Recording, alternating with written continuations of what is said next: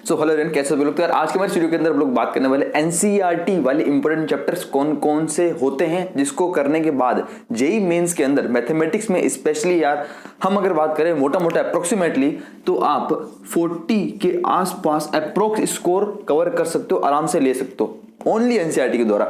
क्यों यार, इसका एक रीजन है, पूरा एक प्रूफ के साथ बात कर रहा हूं कि 40 मार्क्स का जो एनसीईआरटी का डेटा यहाँ पर कैसे ना कैसे करके डायरेक्ट इनडायरेक्ट जेईई हमेशा पूछता है, चाहे वो क्वेश्चन की वैल्यू चेंज कर दे या फिर डायरेक्ट वो क्वेश्चन दे दे।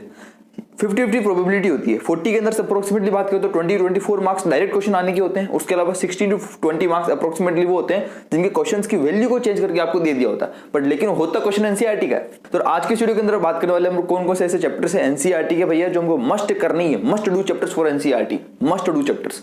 मैं बोलता हूँ कि अगर आपने एनसीईआरटी आपने मैथमेटिक्स के अंदर आपने बहुत कुछ पढ़ा है, बोर्ड लेवल का पढ़ा है, ज्यादा जेईई के लिए कुछ पढ़ा नहीं है आपने ओनली एनसीईआरटी पढ़ी अब तक, तो ये गारंटेड यार आप ओनली एनसीईआरटी को ही और अच्छे से करने के बाद 40 मार्क्स को अप्रोच कर सकते हो आउट ऑफ 100 मैथमेटिक्स के अंदर। इस चीज की गारंटी दे रहा हूं आज। क्यों यार, क्योंकि ये सब लास्ट ईयर के पेपर्स को देखते हुए बात कर रहा हूं, ठीक है। अगर मैं मोटा मोटा बात करता हूं तो एक स्टार्टिंग में आपको चीज बता देता हूं मैं कि 40 मार्क्स अप्रोक्सीमेटली एनसीईआरटी से कवर कर सकते हैं, बट ये आंकड़ा ये जो डेटा है ये 40 से ज्यादा भी हो सकता है और ये 40 से कम भी हो सकता है। तो ये चीज पहले हमको ध्यान रखनी है कि हम 40 फिक्स फॉर ग्रांटेड 40 नहीं हो सकता है, 44 भी मिल सकता है एनसीईआरटी से, हो सकता है हमको 36 या 32 मार्क्स भी एनसीईआरटी से मिले, कोई भरोसा नहीं है। ये क्यों बोलना चाह रहा हूं वो ये, अगर मैं बात करूं लास्ट डेटा 2021 की, तो 2021 के अंदर आपने ध्यान दिया हो तो फैब का मतलब जो फर्स्ट अटेम्प्ट हुआ था जेईई का उसके अंदर अप्रोक्सीमेटली 44 से लेकर 48 मार्क्स तक का डेटा ओनली एनसीईआरटी से उठकर आया था। क्योंकि ऐसे ऐसे चैप्टर्स, अगर आपको बताओ अपनी जो लास्ट वीडियो आई थी उसके अंदर मैंने बात की थी कि 60 मार्क्स अप्रोक्सीमेटली कैसे स्कोर करें मैथमेटिक्स के अंदर, ऐसे कौन कौन से चैप्टर्स है और उससे कितने नंबर ऑफ क्वेश्चंस आ रहे थे, मैंने उस वाली वीडियो के अंदर बात करी थी। उस वाली वीडियो का लिंक आपको नीचे मिल जाएगा, नहीं देखो जरूर जाकर देखना। उन चैप्टर्स के अंदर से 5-5 क्वेश्चंस आ गए थे, इजी चैप्टर्स थे जेईई के फर्स्ट अटेम्प्ट में लास्ट ईयर। तो जो एनसीईआरटी का आंकड़ा था, डेटा था, वो 44-48 के आसपास पहुंच गया था। यानी कि जो एनसीईआरटी पढ़कर गया था उसने फर्स्ट अटेम्प्ट के अगर उसने दिया था तो गारंटेड यार वो बहुत अच्छा स्कोर कर गया था। और अगर मैं बात करूं जेईई के सेकंड अटेम्प्ट की लास्ट ईयर, तो उसके अंदर ये जो डेटा था ये 32 से लेकर ओनली 36 तक ही पहुंच पाया था, 40 से कम रह गया था। यानी कि कोई भरोसा नहीं है, ये डेटा ऊपर भी हो सकता है, डेटा नीचे भी हो सकता है। यानी कि ऐसा कौन कौन से चैप्टर्स है यार जल्दी से बात कर लेते हैं कि जिसको करना ही है, हमको मस्ट है। अगर हम कर लेते हैं तो हम एक सेफ जोन में रहेंगे, अप्रोक्सीमेटली 40+ मार्क्स कवर कर रहे होंगे। उसके साथ साथ एक और चीज, अगर आप कुछ ऐसे चैप्टर्स के अंदर जो आपको अच्छे लगते हैं उसके अंदर आप कुछ एक्स्ट्रा भी कर रहे हो तो गारंटेड वो आपके लिए ऐसे बोनस मार्क्स का काम करेंगे, उसके आप 50 से ऊपर भी जा सकते हो। हम बात करें एनसीईआरटी चैप्टर, ठीक है। शुरुआत करते हैं, पहले बात करूंगा क्लास 11 के कुछ चैप्टर्स हैं, उसके बाद क्लास 12 के कुछ चैप्टर्स हैं और यहाँ पे मैंने नंबर ऑफ क्वेश्चन लिखे हैं, ध्यान से सुनेंगे बिल्कुल, ठीक है। बहुत इंपॉर्टेंट वाली वीडियो होने वाली है। पहले बात करते हैं यार मैथमेटिकल रीजनिंग। ये एक ऐसा चैप्टर है क्लास 11 के अंदर जो कि फॉर ग्रांटेड 100% क्वेश्चन आना फिक्स है। एक क्वेश्चन आता है और एक क्वेश्चन एनसीईआरटी से ही आता है, हर साल का ट्रेंड है। सेम चीज होगा, 3 से 4 पेज का चैप्टर्स है उसके अंदर कुल मिला के थ्योरीज हमको पढ़नी होती है, कुछ रूल्स है, नियम है, उनके ऊपर बेस्ड क्वेश्चन आते हैं, ठीक है। यहाँ पर आपको एक क्वेश्चन मिलेगा, मल्टीप्लाई बाय 4 कर लेते हैं, कितना हो गया 4 मार्क्स, ठीक है। लास्ट में इन सबको मार्क्स को कैलकुलेट करेंगे। नेक्स्ट बात करते हैं सीक्वेंस एंड सीरीज। ये चैप्टर से ऐसा यार है जिसके अंदर एनसीईआरटी के चैप्टर के जितने भी क्वेश्चंस है, चाहे उसकी फर्स्ट सेकंड एक्सरसाइज हो गई, एपी के, जीपी के, और लास्ट में मिसलिनियस एक्सरसाइज नाम की एक एक्सरसाइज होती है, ये सभी एक्सरसाइज के हर एक क्वेश्चन को कर लेते हो तो गारंटेड इसमें से 2 क्वेश्चन मेनली एवरेज मिनिमम बात कर रहा हूँ 2 क्वेश्चन पूछते हैं, उसके अंदर से एक क्वेश्चन अगर अपन मान के चलते हैं, मैं बात कर रहा हूँ मिनिमम की, हो सकता है दोनों में से दोनों क्वेश्चन एनसीईआरटी के आ जाए वैल्यू चेंज करके। एक क्वेश्चन आपको एनसीईआरटी का देखने को मिलता है और जो कि हमारे पास 4 मार्क्स देता है। अच्छा, एक छोटी सी यहाँ पर ध्यान रखना, ये जो अपन ने बात की थी ना कि ये 40-48 मार्क्स हो गया था लास्ट ईयर फर्स्ट अटेम्प्ट के अंदर, वो क्यों हो गया था उसका एक रीजन है। उसका पहला रीजन क्या है, ये जो चैप्टर है ना ये सीक्वेंस एंड सीरीज, इस अकेले चैप्टर से 5 क्वेश्चन आ गए थे, उसके अंदर से 3 क्वेश्चन एनसीईआरटी के थे। तो समझ पा रहे हो, फील आ रही थोड़ी फील आ रही है। यानी कि कोई भरोसा नहीं है भैया, कौन सा इजी चैप्टर से भी 4 से 5 क्वेश्चन उठकर आ जाए, कुछ बोल नहीं सकते। जैसे last year sequence and series से 5 क्वेश्चन आए थे, अकेले 5 क्वेश्चन, मतलब यार मान के चलो 5 क्वेश्चन, उसके अंदर 3 से 4 क्वेश्चन वो भी कर सकता था जो एनसीईआरटी पढ़कर गया हो, मतलब बोर्ड लेवल के क्वेश्चन। अगर आपको यकीन नहीं हो रहा तो लास्ट ईयर का पेपर उठाकर देख लो। तो ये चीज यहाँ पर है। तो नेक्स्ट बात करते हैं कितना, अभी अपन मिनिमम मान के चलते हैं एक क्वेश्चन की, भैया एक क्वेश्चन आ जाएगा तो 4 मार्क्स हो गया, क्लियर है। हमको दोनों चैप्टर्स अच्छे से कर ही लेने हैं। नेक्स्ट बात करते हैं यार स्ट्रेट लाइन कॉनिक सेक्शंस।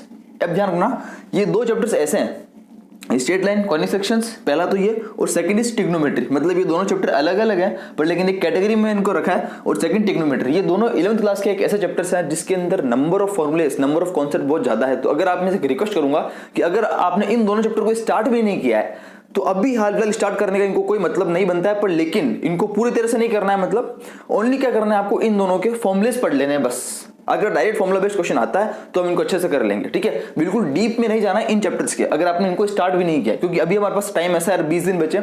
इस 15 से 20 दिन के अंदर हमको नए नए बड़े बड़े चैप्टर स्टार्ट नहीं करने और पूरे पूरे नहीं करने उनको, ठीक है। ओनली जो चैप्टर्स एनसीईआरटी से इंपॉर्टेंट है उनके भी ओनली फॉर्मुलेस पढ़ लेने बस, और कुछ नहीं करना है।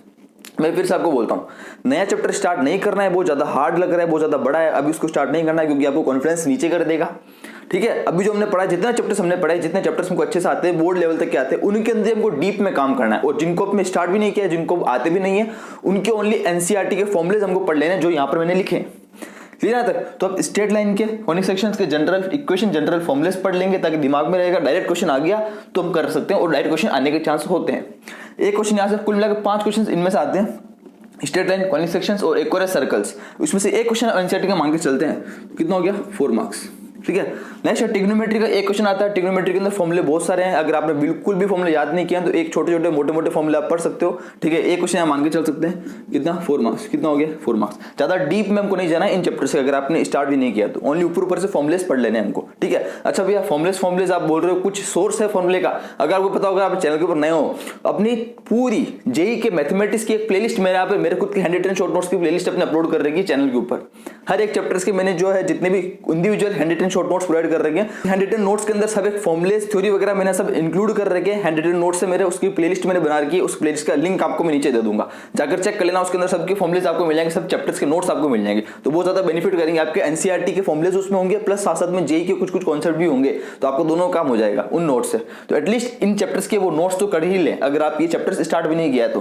क्लियर है? नेक्स्ट चलते हैं क्लास 12 के चैप्टर्स। क्लास 11 में बस इतना ही है, 4 क्वेश्चन अप्रोक्सीमेटली आपको देखने को मिल सकते हैं, जो भी कितना हो गया अप्रोक्सीमेटली में बात करते हो 16 मार्क्स, ठीक है।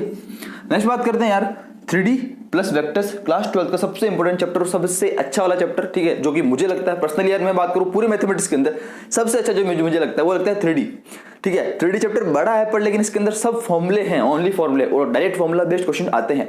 यहाँ पर एक और मैं आपको बताना चाहता हूँ चीज, अभी मैंने बात की थी कि ये जो 40 to 48 मार्क्स आया था, उसका पहला रीजन क्या बताया था मैंने, कि सीक्वेंस एंड सीरीज के 5 क्वेश्चन आए थे लास्ट ईयर। सिमिलर तरीके से लास्ट ईयर उसी पेपर के अंदर 3D से, 3 डायमेंशनल ज्योमेट्री से भी 5 क्वेश्चन आए थे, और 5 क्वेश्चन के अंदर से 3 क्वेश्चन डायरेक्ट एनसीईआरटी से थे, formula based questions, direct NCERT से फॉर्मुला बेस्ड क्वेश्चन 5 क्वेश्चन आए थे। अपन मान के चल रहे चलो वो आ गया, हो सकता है इस बार नहीं है, मिनिमम बात कर रहा हूं यहां से, तो वेक्टर और 3D से मिलाकर आपको 4 क्वेश्चन देखने को मिलते हैं। एक क्वेश्चन अपन मान लेते हैं एनसीईआरटी का, बाकी एक से ज्यादा ही आएगा, ये पूरी गारंटेड है। एक क्वेश्चन मांगे चलते हैं, कितना हो गया, इसके 4 मार्क्स हो गए, ठीक है। चैप्टर्स आपको अच्छे से कर लेना, इन सबके फॉर्मुलेस आप एटलीस्ट पढ़ लो, आराम से पढ़ लो। नेक्स्ट बात करते हैं डिफरेंशियल इक्वेशन। डिफरेंशियल इक्वेशन आज तक का ट्रेंड है, गारंटेड है, एक क्वेश्चन आता है और एक क्वेश्चन एनसीईआरटी लेवल का ही आता है। मतलब जो एनसीईआरटी के अंदर एक्सरसाइज करते हो, और मैं आपको मोटा मोटा बता भी देता हूँ डायरेक्ट इनडायरेक्ट की, एनसीईआरटी की जो लास्ट वाली एक्सरसाइज है लीनियर इक्वेशन वाली, ठीक है, उसके अंदर जो लीनियर वेरिएबल वाली जो है, उस डिफरेंशियल इक्वेशन के अंदर जो लास्ट एक्सरसाइज के अंदर से ही क्वेश्चन आता है, जिसके अंदर हम पी और क्यू की बात करते हैं, वो वाली, ठीक है। ये 4 मार्क्स आपको दे देगा, इससे 4 मार्क्स और यहाँ पर 4 मार्क्स बात यहाँ तक हमारी। नेक्स्ट बात करते हैं मैट्रिक्स एंड डिटरमिनेंट्स। मैट्रिक्स और डिटरमिनेंट्स ऐसा चैप्टर है जिसके अंदर 2 क्वेश्चन आते हैं, उसके अंदर से एक क्वेश्चन एनसीईआरटी का ही आपको देखने को मिलता है।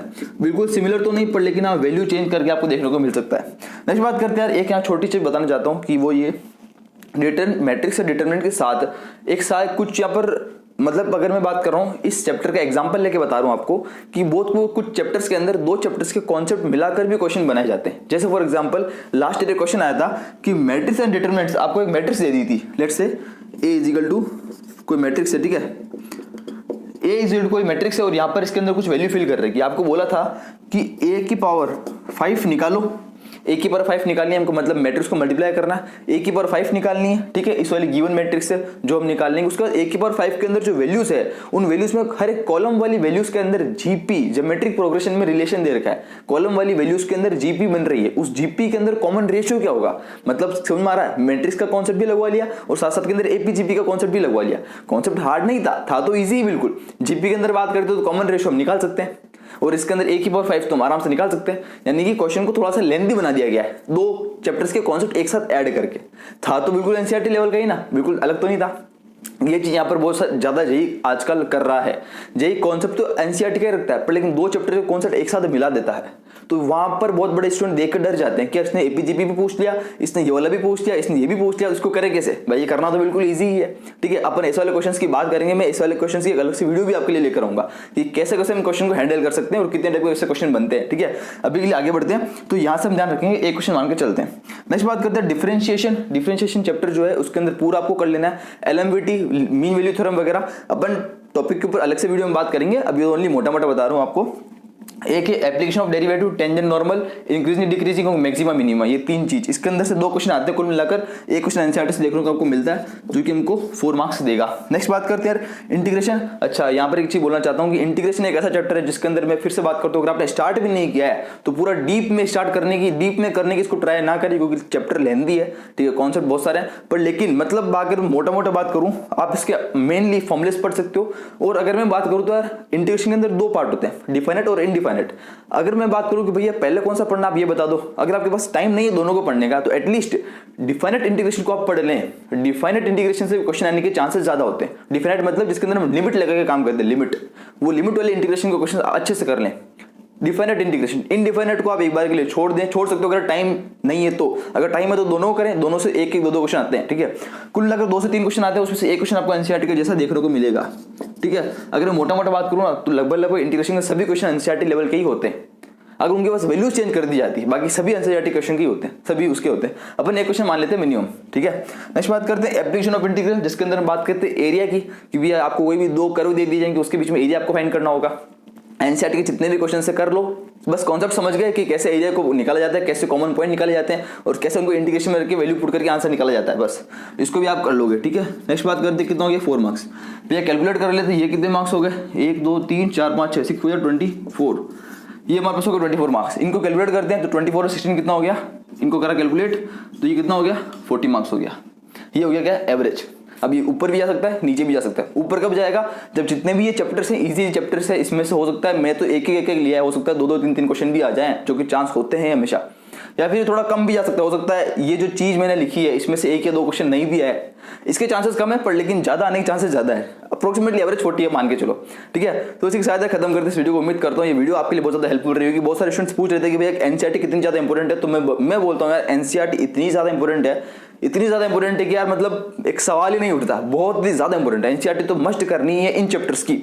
इनके अलावा मैं बात करता हूँ बाकी जितने भी चैप्टर्स है उसके अंदर भी आपको अगर बहुत ज्यादा डीप आप अब जा रहे हो तो उसके अंदर जो पहले कॉन्सेप्ट वगैरह है बेसिक, वो एनसीईआरटी से करने अच्छे से, ठीक है। तो इसी के साथ खत्म करते इस वीडियो को, मिलते हैं अपने अगली वीडियो के अंदर। तब तक के लिए अपना ध्यान रखो और पूरा मन लगाकर पढ़ाई करते रहो यार, बस जोश के साथ। आपको जोश से रिस्पॉन्स मुझे चाहिए होगा, बाकी बस करते रहेंगे। और आगे आने वाली वीडियोस के अंदर कुछ और एक्स्ट्रा नई चीजें आ रही है, लोगों के लिए सब कुछ मिल रहा है, ठीक है। तो बस टेंशन नहीं है, बढ़िया से मिलकर पढ़ाई करते रहो, जम के पढ़ाई करते रहो। इस बार जम के चमकना है, उस बार फाड़ के रख देना, ठीक है।